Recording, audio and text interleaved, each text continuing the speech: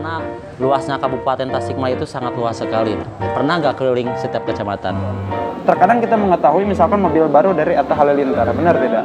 Itu Yang namanya politik, yang namanya pemilu, erat kaitannya dengan hal yang namanya money politik itu kan ya. di satu sisi pemilih pemula. Karena pemilih pemula itu adalah salah satu sasaran empuk juga ya, sasaran empuk juga. Saking suara Anda dianggap berharga dalam proses pemilu, dugi ka dijajabkeun, dilayani sama petugas-petugas KPU. Sebuah untayan kata untuk kawan-kawanku sekalian yang ada di Kabupaten Tasikmalaya.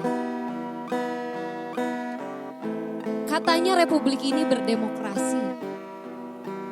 Namun hari-hari kita diderma pakai teror penuh persepsi. Wahai para agen perubahan, katanya ingin berjuang untuk Indonesia. Berjuang itu melawan, badan merapat pada kebenaran, sepakat menjemput keadilan dan kemanusiaan. Panji demokrasi jangan sekedar basa-basi, jika begitu kemanusiaan husu diludahi. Di sini, di kabupaten ini, suara kita jangan dihargai murah. Tulikan telinga terhadap money politik, jangan layani birahi para pengkhianat konstitusi. Hari Rabu 9 Desember 2020, ayo kita datang ke TPS. Karena kedaulatan sudah seharusnya ada di tangan rakyat.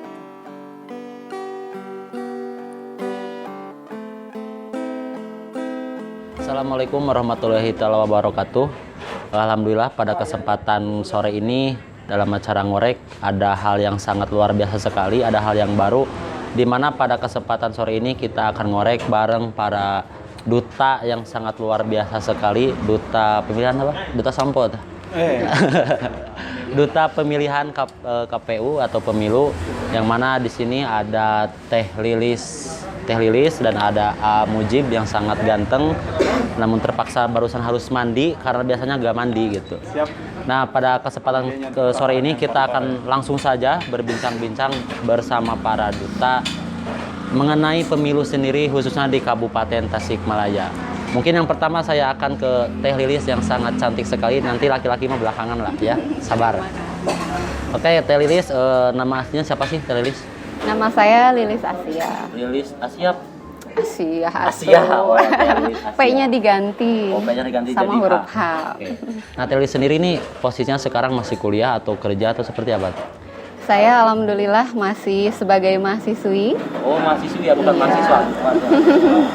Sekarang insya Allah di semester 8. Semester 8? Iya. Berarti akhir dong, tinggal akhir. Saya mulai nyusun juga skripsi, mohon doanya semoga lancar. Oke, jadi kita doakan ya semoga skripsinya lancar. Di mana Teh kampusnya? Saya di kampus STI Cipasung. STIE Cipasung. Nah, kalau AA Ganteng sendiri nih masih kuliah atau seperti apa atau pengangguran? Kebetulan saya sekarang lagi melanjutkan pendidikan juga di IAIC mungkin ya, di IAIC sekarang baru semester 4. Saya semester 4, percaya Baru tidak? semester? Iya, semester 4. Kebetulan dulu juga saya melanjutkan pendidikan di Cirebon, cuma ada sesuatu yang tidak bisa Nah, saya benar. ceritakan mungkin. Jangan curhat. Ya, intinya seperti itulah. Semester 4 tapi mukanya kayak semester 8 ya. Nggak jauh beda lah ya. Oke nih, ada hal yang menarik di mana pada kesempatan sore ini kita akan berbincang mengenai duta pemilihan sendiri karena banyak Teh di luar sana yang tahu pemilu tapi apa sih duta itu gitu. Nah, dari Teh Lilis sendiri nih, duta pemilihan itu apa sih gitu? Oke. Sebelumnya barangkali memang adalah hal yang baru di Kabupaten Tasik keberadaan kami sebagai duta pemilihan. Banyak sekali yang keliru barangkali menyebut status ini sebagai duta Sampo. KPU gitu ya. Duta KPU. Atau duta pemilu. Tetapi kami dinobatkan pada saat itu sebagai duta pemilihan yang alhamdulillah penyematannya dilaksanakan oleh KPU Provinsi Jawa Barat. Oh, langsung ya? Iya, langsung bertempat di Hotel Harmoni pada saat itu. Dan memang di hadapan perwakilan dari PPK Kabupaten Tasik, juga KPU Kabupaten Tasikmalaya. Nah oke, nampaknya ternyata sudah ada minuman di hadapan kita. Terima kasih Bang. Siapa Bang namanya Bang? Asep. Kok sama sih Bang Asep? Oke, makasih Bang. Oke, lanjut Teh Lilis. Tadi penyampaian sampai mana tadi? Ya, betul sekali. Jadi keberadaan duta pemilihan di Kabupaten Tasik memang agaknya adalah kali pertama keberadaan kami, dan memang satu hal yang tidak terduga, saya sendiri secara pribadi pada saat itu dipercaya, diberi amanah di posisi ini, Kang.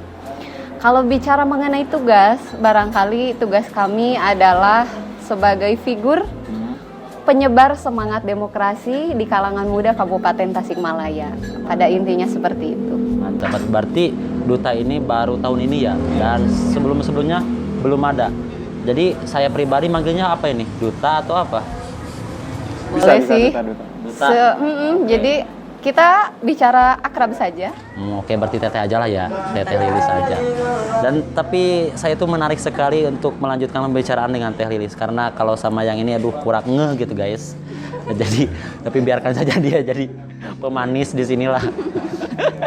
Oke, bagi Amujib sendiri nih, gimana perasaannya ketika dinobatkan menjadi duta pemilihan? Ini apa ya namanya, suatu kebanggaan lah. Nah, perasaannya seperti apa? Apakah sedih atau terharu atau seperti apa?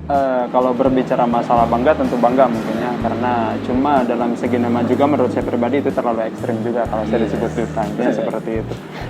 Cuma kan pada intinya pada pilkada sekarang ini, pada pemilu kali ini adalah sebuah terobosan baru yang mana diciptakan oleh KPU sendiri. Kalau sebelumnya mungkin ada relasi, mungkin relasi salah satunya, tapi sekarang juga ditambah oleh duta.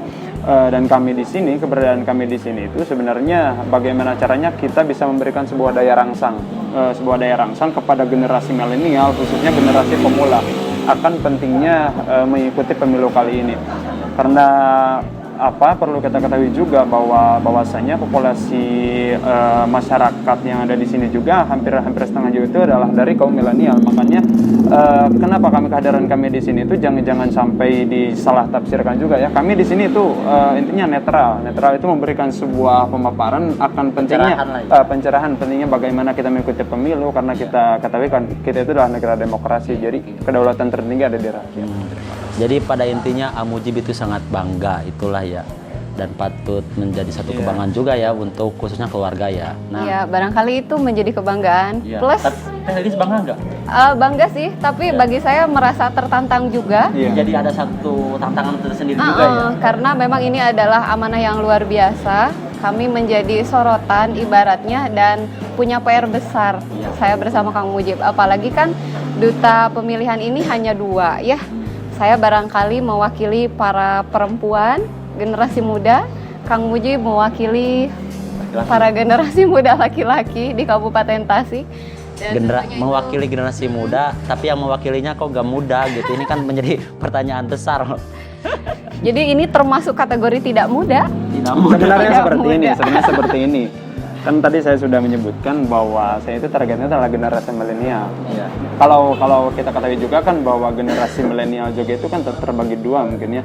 Ada yang versi yang baru, mungkin ada yang maksudnya versi baru itu karena generasi milenial itu ada yang dari umur 17-18 sampai ke umur 27. Terus ada yang dari 27 sampai 36. Mungkin saya pribadi masuk kategori ini seperti itulah. Oke, sangat luar biasa sekali. Nah, selanjutnya nih Teh, ada juga nih pertanyaan dari luar yang menitipkan pertanyaan ke saya. Tolong tanyakan kepada para duta, katanya. Serius ada gitu, khususnya rekan-rekan kita lah di sana. Nah, sangat menarik sekali, barusan udah dipancing sama Amujib mengenai peran milenial sendiri. Nah, yang saya ingin tanyakan adalah bagaimana kemudian cara duta ini atau cara dari Teh Lilis dan Kang Mujib ini bisa masuk ke ranah milenial seperti itu, karena kita ketahui bersama milenial hari ini tuh kalau dibawa ngobrolin yang hari ini tuh kurang ngeh. Nah, caranya biar masuk ke sana tuh seperti apa Teh? Iya, boleh mau dijawab dulu? Siapalah yang siap menjawab lah. Mungkin seperti ini ya. berbicara masalah bagaimana kita bisa memberikan sebuah daya tarik, sebenarnya generasi milenial itu tidak terlalu orang-orang yang tidak terlalu ingin ribet mungkin. Dia hanya ingin ya. Cuma perlu kita ketahui juga bahwa generasi milenial itu adalah salah satu orang pemilih yang dia secara penilaiannya itu lebih realistis. Mungkin dia tidak asal dia langsung mencoblos atau seperti apa, tapi dia itu mau melakukan sebuah pemilihan secara objektif. Dan bagaimana kita bisa menempatkan sebuah sasaran kita terhadap generasi milenial, sebenarnya dengan sekarang banyak sekali organisasi-organisasi, terus OKP yang dimana di situ banyak sekali diduduki oleh generasi milenial, yang dimana kami mempunyai cara bagaimana caranya kita masuk ke dalam season tersebut, karena di sana juga kan ada basis-basis yang dimana jadi sebuah targetan. Misalkan sekarang ada basis perempuan, ada basis laki-laki, itu yang menjadi targetan kami. Nah, dari dari Teh Lilis sendiri nih seperti apa? Karena kalau barusan Mujib lebih kepada memanfaatkan atau bekerja sama lah dengan OKP, dengan organisasi yang lain. Nah, dari Teh Lilis sendiri seperti apa? Karena tidak semua milenial itu berada di organisasi atau di OKP. Masih banyak kok milenial yang lebih suka main-main hura-hura. Nah, dari Teh Lilis seperti apa? Oke. Sebetulnya untuk metode utama kami menerapkan hal yang demikian yang barusan diungkapkan oleh Kang Mujib. Karena pada dasarnya biasanya orang-orang yang aktif di organisasi atau satu perkumpulan pemuda, mereka adalah orang-orang yang begitu antusias untuk bergerak. Yang kita sasar adalah semangat generasi muda yang notabene semangatnya sedang menggebu-gebu, yang PR-nya harus kita arahkan kepada semangat berdemokrasi seperti itu. Selain daripada kita memasuki berbagai OKP, organisasi kepemudaan, saya juga masuk ke berbagai lini komunitas pemuda, bahkan daerah di pelosok-pelosok. Insya Allah beberapa waktu lalu bahkan kami mencoba kepada sesuatu yang agak berbeda barangkali. Kami mencoba bersosialisasi dan bersilaturahmi secara langsung, terjun menjadi bagian dari mereka, yaitu komunitas metal, Kang. Komunitas metal. Iya. Komunitas metal itu apa? Komunitas metal Ya, itu pecinta musik tapi alirannya rock lah. Iya, betul sekali. Mereka kesekretariatannya di daerah sentral, dekat SMC. Iya, dekat Singaparna Medika Citra Utama. Namanya adalah komunitas Singaparna Corps Green. Iya. Memang tidak banyak yang mengenal mereka, tidak banyak yang mengetahui keberadaan mereka, tetapi kami ingin mencoba lebih dekat karena saya yakin mereka juga adalah bagian dari Kabupaten Tasikmalaya. Ya. Oke, nah sangat menarik sekali ulasan dari para duta ini, apalagi tentang milenial hari ini ya. Apalagi kalau berbicara Kabupaten Tasikmalaya sendiri, karena luasnya Kabupaten Tasikmalaya itu sangat luas sekali. Pernah nggak keliling setiap kecamatan? Pernah nggak? Sepertinya belum. Justru mungkin itu juga PR dari kami ya, dengan kami tadi tantangan kami tadinya belum tahu ranah kabupaten bagaimana luasnya, tapi sekarang itu jadi PR kami bagaimana caranya kita bisa masuk ke berbagai ini. Karena orang-orang yang saya alami itu ya, karena saya orang kampung, orang Bojongasi. Tahu Bojongasi? Enggak sih. Ya gak usah dibahas, sakit kalau dibahas. Karena di orang-orang kampung itu yang penting mah nyoblos we cenah gitu kan, yang penting memilih we cenah gitu. Jadi tidak tahu harus seperti apa cara, yang penting mah ngikut. Iya, mungkin ya kalau saya izin masuk juga ya. Pertama mungkin ada beberapa aspek yang bisa menyukseskan sistem demokrasi kali ini. Bagaimana yang pertama itu kita melihat dari antusiasme dan apatisme dari masyarakat itu sendiri. Di saat masyarakat antusias dalam mengikuti pemilu kali ini, mungkin itu capaian yang sangat besar lah untuk perubahan kita. Terus poin yang kedua itu kita sering berbicara masalah cacat demokrasi atau bisa disebut dengan money politik. Itu hal yang harus kita hindari. Bentar. Ini menarik sekali, money politik. Iya. Ini maksudnya gimana? Money politik itu seperti apa sih? Berbicara masalah money politik itu seperti ini. Mungkin saya tidak akan terlalu menjurus mungkin kalau itu adalah salah satu bukan itu, walaupun itu hak prerogatif ya, mungkin hak dari seseorang. Cuma bagaimana caranya kita berbicara masalah memilih itu emang atas dasar hati nurani kita gitu, atas dasar penilaian kita sendiri, bukan hal sesuatu yang memang sudah dijanjikan baik berupa apalah gitu. Saya tidak akan menyebutkan ini seperti itu. Terus yang ketiga itu berbicara masalah sekarang kita sudah masuk ke misalkan banyak sekali yang sudah pegang HP. Jadi dikala ada seseorang yang bilang saya tidak ingin ikut pemilu karena saya tidak mengetahui calon. Terkadang kita mengetahui misalkan mobil baru dari Atta Halilintar, benar tidak? Itu karena apa? Kita ada HP, tapi terkadang kita berbicara masalah untuk mengetahui calon, sebenarnya beliau itu, para calon itu adalah salah satu public figure juga kan. Kita bisa mengetahui bagaimana rekam jejaknya, bagaimana latar belakang, itu bisa. Iya, itu dari media sosial juga bisa. Nah, dari Teh Lili sendiri nih seperti apa tentang money politik ini? Oke, betul sekali. Dan untuk money politik barangkali bukanlah hal yang asing dan tidak perlu secara gamblang saya jelaskan. Saya rasa kita semua sudah menyadari yang namanya politik, yang namanya pemilu erat kaitannya Iya. dengan hal yang namanya money politik itu kan ya. Itu memang sudah menjadi budaya, disadari atau tidak, menutup mata atau membuka mata itu memang sudah terjadi di masyarakat itu budayanya kita. Bagus atau kategorinya bagus atau buruk? Oh tentunya Akang sendiri sudah bisa menilai bagaimana money politik. Kalau saya pribadi mungkin bisa, tapi kan teman-teman di luar sana itu barangkali ada yang belum tahu. Seperti yang tadi katakan bahwa Tasik ini sangat luas dan secara akses jaringannya pun tidak sama semuanya gitu. Saya tahu di Parung Ponteng itu susah sinyal. Ya kan? Alhamdulillah saya koreksi juga. Kang Mujib juga dari Parung Ponteng ini. Makanya intinya seperti inilah untuk Beda berbicara desa masalah barangkali. money politik itu kembali kepada diri kita masing-masing, karena itu adalah hal sesuatu yang menurut saya pribadi juga itu tidak bisa dibersihkan secara real, misalkan secara bersih juga.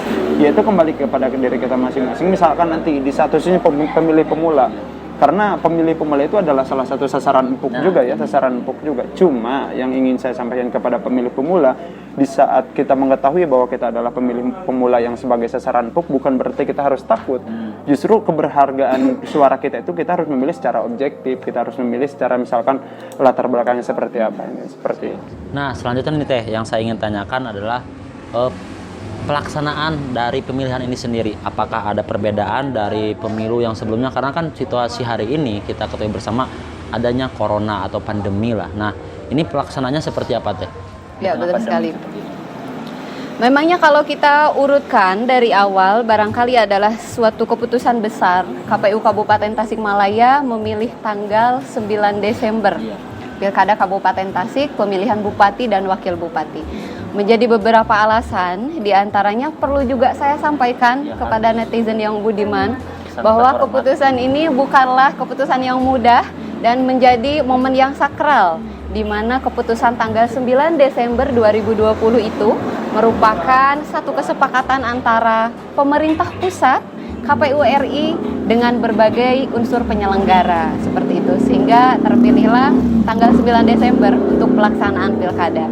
Ada yang berbeda dalam pemilu 2020 ini, khususnya untuk Kabupaten Tasikmalaya.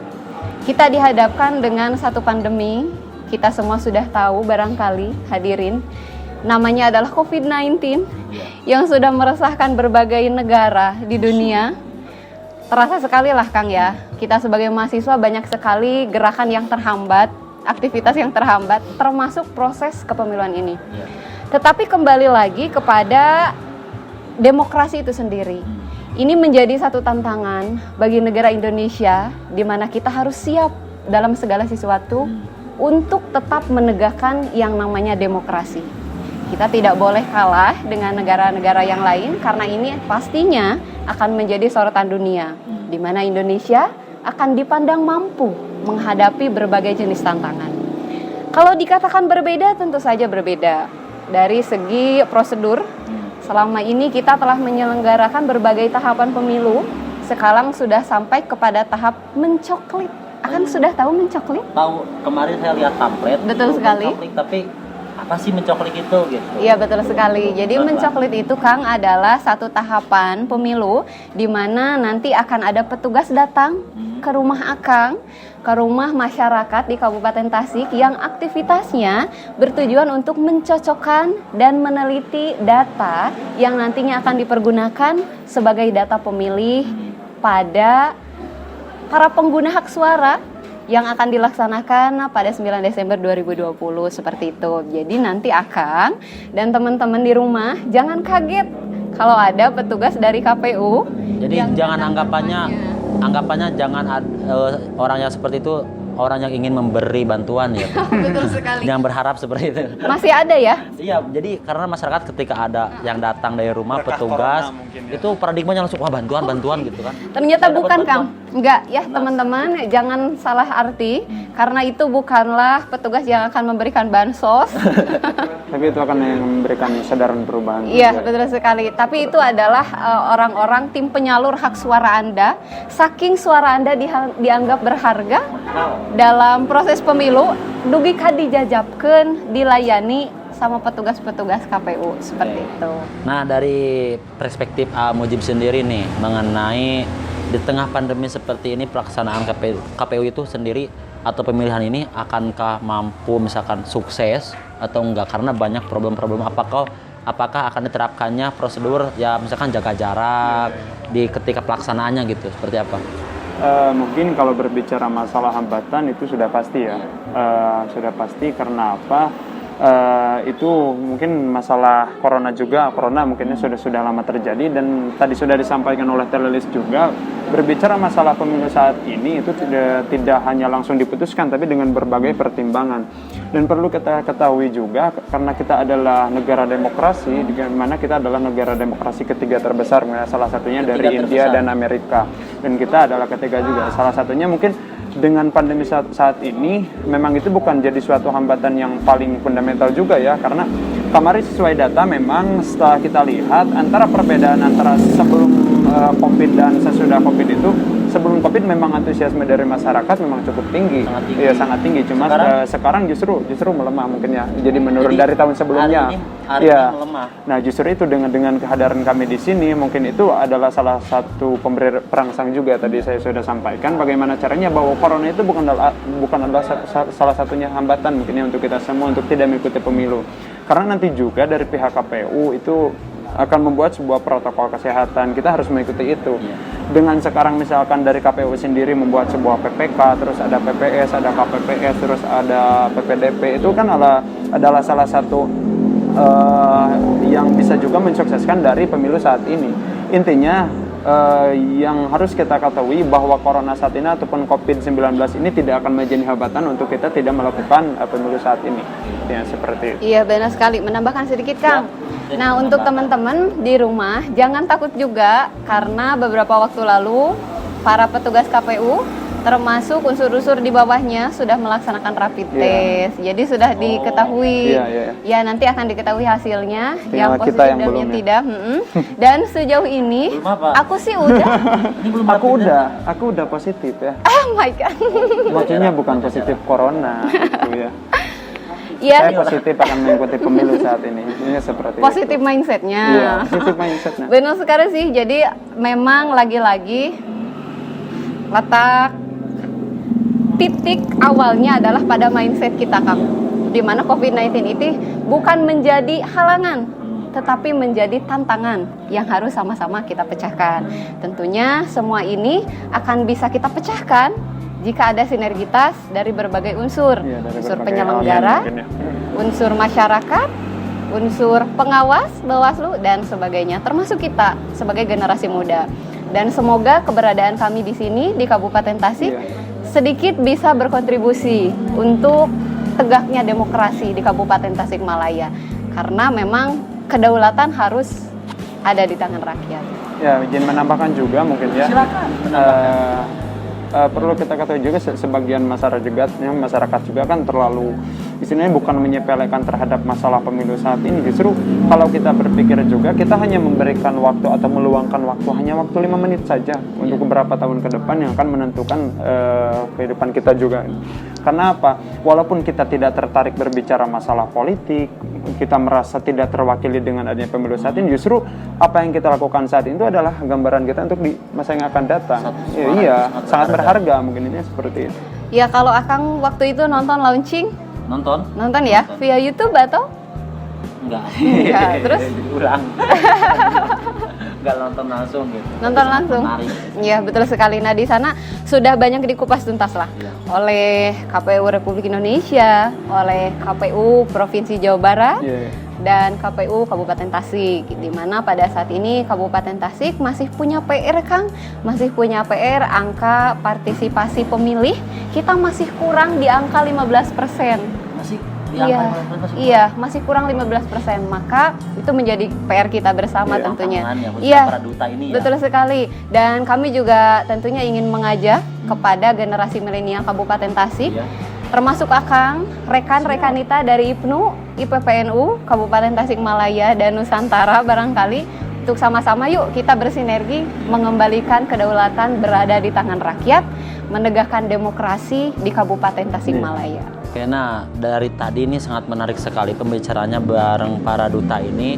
Bagaimana sangat tercerahkan sekali untuk kita, apalagi teman-teman yang menjadi pemilih pemula lah ya khususnya. Nah, yang saya ingin sampaikan kepada Tilly, silakan untuk menyampaikan pesan-pesan kepada masyarakat secara luas, khususnya para milenial. Bagaimana sih dalam memilih pemimpin itu caranya objektif itu seperti apa? Objektif itu.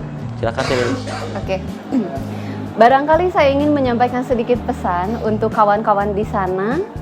Kami di sini di Kabupaten Tasikmalaya sebagai duta pemilihan tentunya siap menampung aspirasi atau masukan dari teman-teman, karena pada hakikatnya tugas kami begitu berat, Kang, meningkatkan partisipasi dan semangat generasi muda yang notabene akan banyak menjadi sasaran money politik atau kepentingan oknum-oknum yang mendahulukan kepentingan kelompoknya ataupun pribadi. Nah, seperti itu.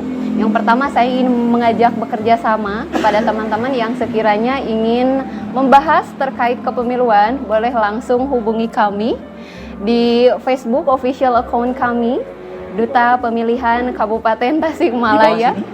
Bolehlah nanti dicantumkan. Dan pesannya untuk para generasi muda, jangan pernah mau terguyur dengan rayuan-rayuan maut, janji-janji palsu para calon-calon atau tim sukses calon yang tidak bertanggung jawab. Pikirkan lagi bahwa suara Anda begitu berharga untuk Kabupaten Tasik 5 tahun ke depan. Maka silakan pandai-pandai dan bijak menggunakan hak suara Anda. Kenali dulu calon Anda seperti apa. Nanti yang ingin dipilih baik bibit, bobot, bibit, bobot. tah eta pokoknya namanya. Kenali dulu latar belakangnya seperti apa. Kalau beberapa waktu lalu saya juga sempat sharing, ngobrol sedikit, melaksanakan kajian dengan Ketua MUI Kecamatan Sodong Hilir. Beliau memberikan, ya alhamdulillah sih udah sampai tinggal Bojong mungkin pelosok yang belum tersentuh. Tenang, nanti ada Kang Asep. Ya, beliau sempat memberikan wejangan bahwa sedikit tips untuk kita memilih calon pemimpin yang sekiranya bisa memimpin Kabupaten Tasik.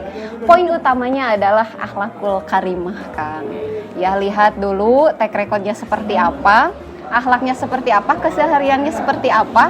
Maka dari sana agaknya kita punya sedikit rating lah untuk beliau sanggup atau tidak memimpin Kabupaten Tasik. Oke, nah dari Mujib sendiri nih, barangkali ada pesan singkat, padat, jelas.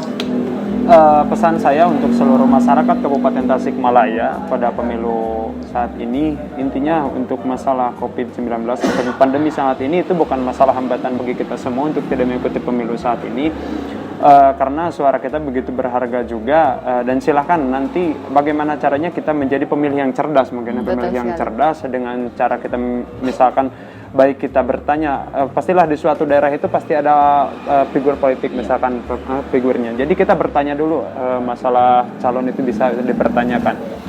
Karena untuk bersuara juga tak cukup hanya sekedar tawa mungkin ya. Apa yang kita lakukan saat ini tadi saya bilang bahwa itu akan menjadi penentu kita di masa mendatang. Milih pemula yang menjadi sasaran empuk itu bagaimana caranya kita bisa memanfaatkan dari sekarang itu berbicara masalah media sosial. Kita mulai lihatlah bagaimana rekam jejaknya dari para calonnya. Intinya seperti itu. Jangan sampai kita memilih ataupun terjebak dalam pilihan yang salah mungkin. Karena saya dulu pernah mungkin ya memilih, bukan di saat saya menjadi pemilih pemula saya tidak berpikir saya mengikuti itu langsung. Jadi saya tidak menilai dulu. Intinya pengalaman saya itu menjadi bahan lah untuk kalian semua, itu seperti itu.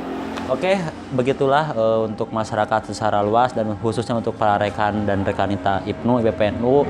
Perbincangan dari tadi, dari mulai awal sampai akhir sangat menarik sekali dan mari kita doakan bersama mudah-mudahan pemilu ini berjalan dengan lancar, baik dan khususnya para duta ini bisa menjalankan mandat atau tugasnya dengan baik pula.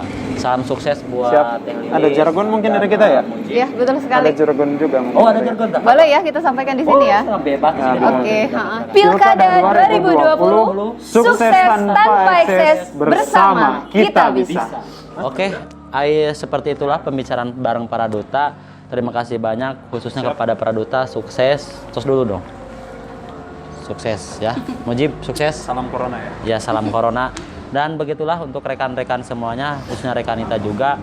Dalam hal kita nanti memilih, seperti yang tadi disampaikan, bahwa harus bijak, harus cerdas, melihat dulu calonnya seperti apa, jangan tergiur dengan hal-hal yang sifatnya sementara kerja. Oke, akhirul kalam dari saya pribadi, mohon maaf apabila banyak salah. Akhirul kalam, assalamualaikum warahmatullahi wabarakatuh.